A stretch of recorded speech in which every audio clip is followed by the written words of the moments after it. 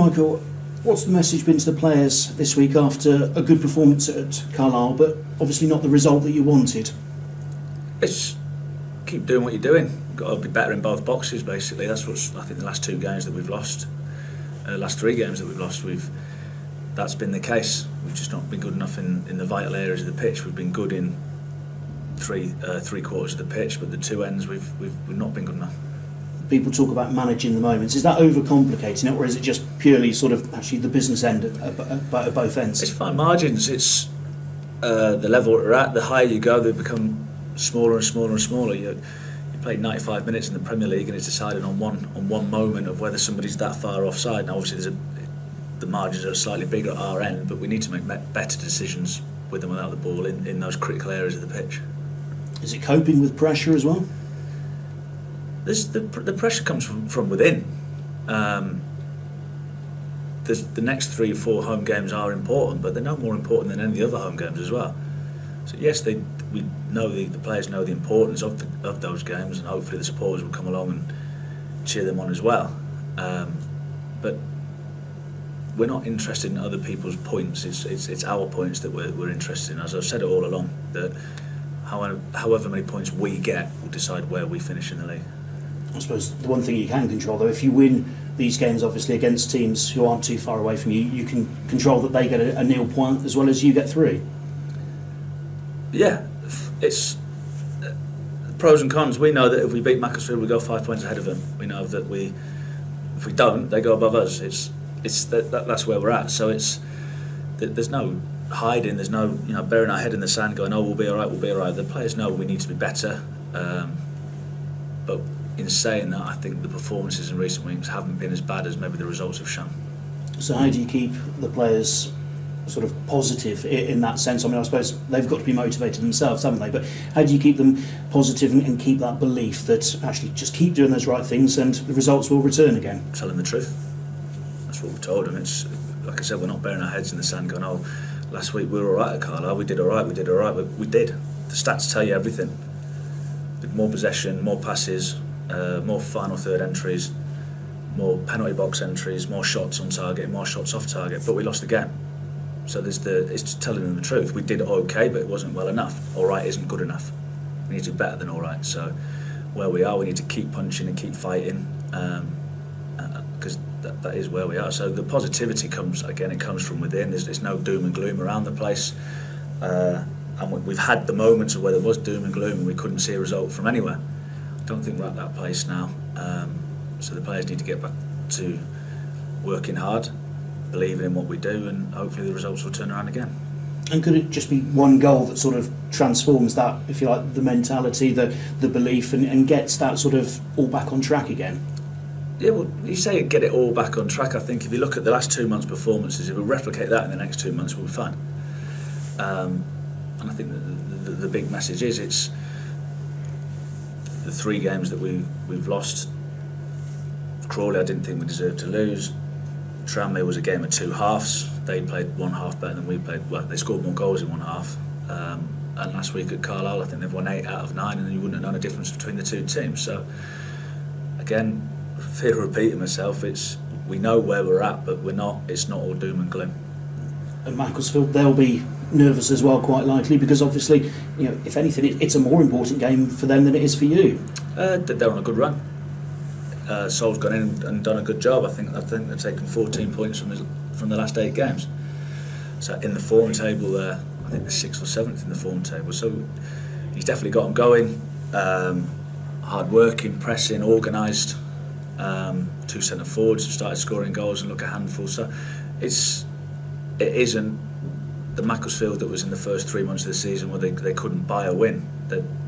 They're on form now, and they're picking up points all over the place. Are they one of those teams that came under your radar when you were up at Burnley just because they're in the northwest, or are they a little bit too far away? No, Macclesfield's only 20 minutes from where I say live, still have a house. Ironically, I was supposed to go to the Macclesfield Cheltenham game, but I ended up going to a different game on the night. So now we played them pre-season at Burnley with the first team, so it's a club and an area that I know well. And Sol Campbell going in there, obviously looks like he's turning things around. There was a lot of pressure on him as a manager when he took over. What's it like having played at a higher level and then coming into coach and manage in League Two? Is that actually an advantage having worked with managers higher up, or I mean, obviously you've seen all levels of the game. Yeah, I'm not sure I can say I've played at the same level as Sol Campbell. I think his career was slightly different to mine, but to be fair to him, he came in and he said quite a few things that raised a few eyebrows, but his results, he's talked the talk, but his team have walked the walk as well so far. So he come in, like I said, he's got them organised. The back four are narrow, pinching yards, the midfield forward doing the similar sorts of things, and to go in and turn the results around so quickly as what he has done, he's done a very good job.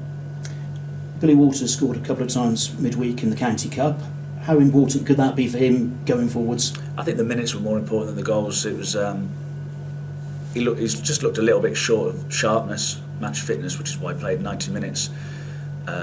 Duke's obviously played 45. Alex was always going to come off after 60 minutes, and it's just to get minutes in the legs. I think we know what Billy's going to give us. He had quite a few chances against Slimbridge, but so yeah, the more minutes than the goals in that particular game. Everyone okay for this weekend? Yeah, I don't think there's nothing new. Obviously, you got the obvious ones of Boylo and Longy, but I think other than that, Dukes. Other than that, I think everyone's fit. Any chance of anyone coming in or even going out before the weekend? I don't think there'll be anything done before the Saturday now. Thank you. Good luck. Right, mate. Michael, did Dooku come through Tuesday all right? Because it's one of those injuries that could easily flare up again, isn't it? These tendonitis that he's been struggling with. Yeah, as far as I know, I think he's had a scan this morning just to recheck it, and I think he's come through it. So, like I said, that was his first 45 minutes in 5 weeks. So he won't be doing anything today particularly because he would just be recovering and looking after himself. So hopefully it was a sign of him getting fit again. Yeah, you had a little look at him before he went on loan. Obviously, got him some football at Barnet.